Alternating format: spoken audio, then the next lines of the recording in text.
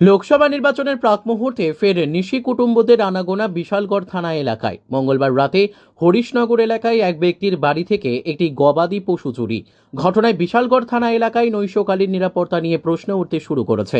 জানা গেছে, মঙ্গলবার গভীর রাতে বিশালগড় থানাধীন হরিশনগর এলাকায় পরিমল দেবনাথের বাড়ি থেকে 4টি গবাদি পশুর মধ্যে একটি গবাদি পশু চুরি করে নিয়ে যায় চোরের দল। বুধবার সকালে ঘুম থেকে উঠলে বাড়ির লোকদের নজরে আসে চুরির ঘটনাটি।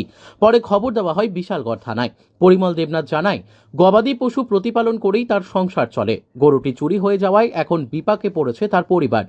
তার প্রশাসনের দৃষ্টি আকর্ষণ করে তার গরুটি উদ্ধার করে দেওয়ার জন্য অনুরোধ জানান তিনি।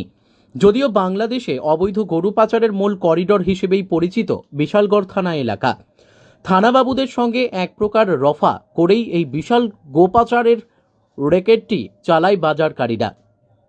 এখন দেখার বিষয়, বিশালগড় থানার পুলিশ চুরি হয়ে যাওয়া গবাদি পশুটি উদ্ধার করতে কোনো সদর্থক ভূমিকা গ্রহণ করে কিনা। ঘটনা হইলো, কালকে রাত্র 10টার সময় আমি গরু একটা বাঁধছি এখানে, আর বাকি গরুগুলি অন্য ঘরে বাঁধছি পরে সকালবেলা ভোর 4টার সময় দেখি গরুটা আমার ঘরে নাই।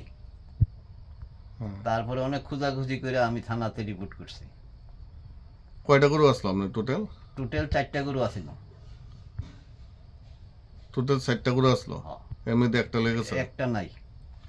আপনি কি মানে গরু পাইলে সেই সংসার প্রতিপালন করেন নাকি? গরু পাইলে এই সংসার, গরুর উপরে আবার নির্ভর। কত হইব দাম যে গরুটা নিচে চুরি করে? 40,000 টাকা। কি নাম এই জায়গাটার? ওই যে হরিশনগর 1 নম্বর ওয়ার্ড। আপনার নাম? পরিমল দেবনাথ।